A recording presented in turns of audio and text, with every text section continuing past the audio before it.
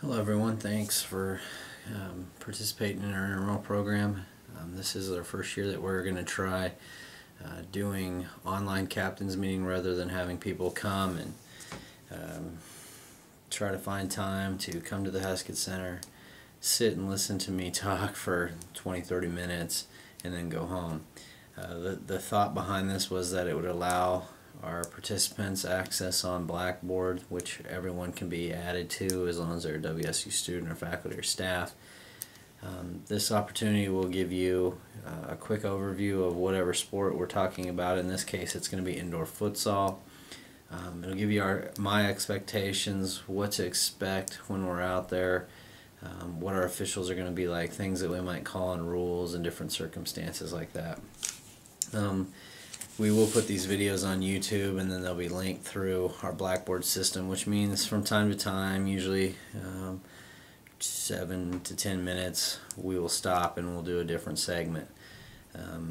In order to add them on YouTube, they have to be under 10 minutes long, so we'll go from there. Okay, what I want to talk about now is just a little bit of introduction about the program itself.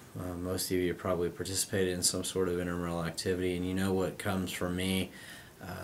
I'm here for the students, and if you want something, then we go ahead and add that if it's feasible. And for that reason, that's why we have indoor futsal this year.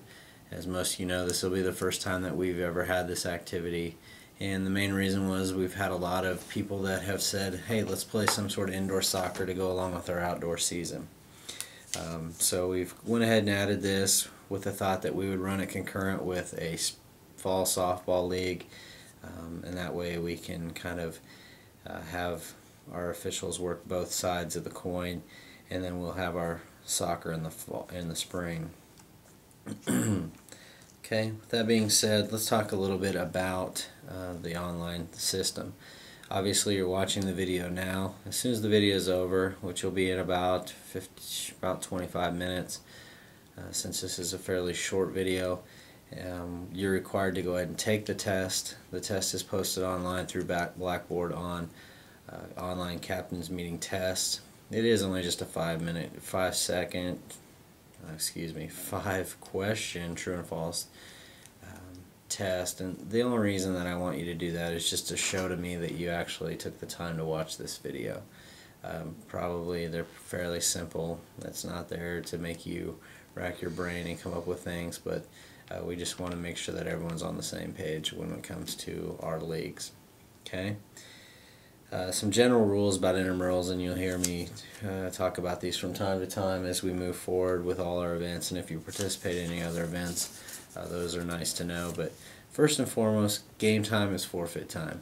We want you to be there on time. We want you to be early, 15 minutes early, so you can warm up, do what you need to do, get your team signed in if you want a game plan, anything along those lines. We want you to do that ahead of time. Okay? If you play the early game at 6 and you don't show up till 6:20, now the 9:30 guys are pushed against the wall to get out of there on time. It's not fair to everyone.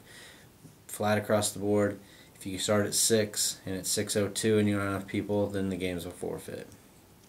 Okay, indoor futsal, you're going to have to check your ID at the front door. You have to be a member of the Heskett Center or a current faculty, staff, or student.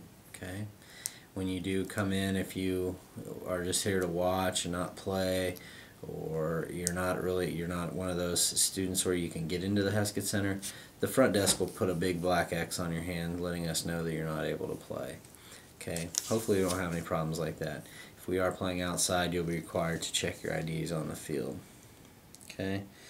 Other than that, we ask that there's no jewelry, and there's pretty much no wiggle room on this rule. There is contact with our futsal league, so we ask that you don't wear any jewelry that can harm yourself or anyone else. Live Strong bracelets, necklaces, earrings, so on and so forth, rings. If you can't take it off and it has to be cut off, either you cut it off or you don't play. And covering up with tape or a Band-Aid is not sufficient. You need to take that earring out or nose ring out or whatever the case may be. You don't have to, but you don't get to play if you don't. Okay? And if we see this, if I see it, we'll stop the game and you'll take it out. We'll go from there. And if it becomes a problem, we'll just ask you not to play. Okay? It's pretty simple. We don't want anybody getting hurt, and it's a liability issue. So if you absolutely need to play with a Livestrong bracelet or your earrings in, then I guess you can go somewhere else and play. Okay? The last thing is, you are the captains of your team, and we expect you to control your team as well as your fans as best as you can. It's a hard job to be an official with intramurals and roughing your peers. So what we do is we're going to ask you, if your team has a problem, you are the one that comes to our officials and talks to them and ask why a call was made a certain way. Obviously, you're not going to be able to argue at very length a judgment call, whether it was safe or out or in or out, something along those lines. But a misappropriation of the rules or a protest or something like that, come talk to them in a professional manner, and they'll be more than happy to listen to you and explain why they called what they called. If that's not sufficient, then we can talk about it the next day in this office. Okay? Okay, real quick, before we have to go to our first break, let's talk about the game itself. The games are going to be played upstairs on the hard courts, B, C, and D, just like regular basketball. We'll use the basketball lines, which are the black lines for the out of bounds. It'll just be the rectangle part. The end lines will serve as the goal lines where the goal will sit. The game itself will consist of two 15-minute continuous clock halves. The clock will run unless we just have an injury or something like that. There are no timeouts, so it won't stop at that. And when we get to the end, it's just like regular soccer. The time is what it is. Okay, we'll have a 3-minute halftime or less, depending on the teams if they're ready. And if we go into a tie situation at the end of regulation, we'll have a 5-minute sudden death overtime. It'll go to just whoever scores the first goal.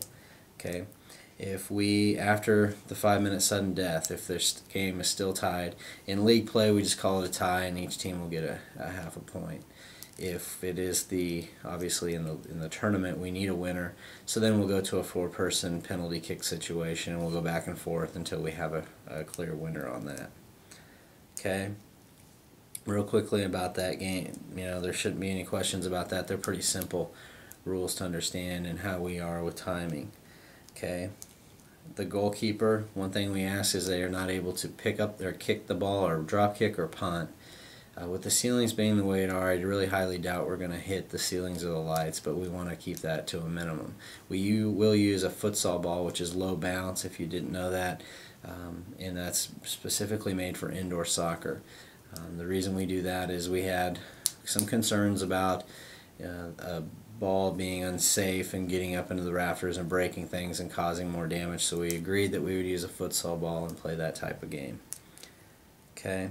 The goalkeeper is not allowed to throw the ball the length of the court. They can only throw it up to mid-court. Okay, so if the ball goes over half court in the air, it'll be whistled dead and it'll be a turnover. Okay, you can roll it the whole length of the court, but you can't throw it in the air that far.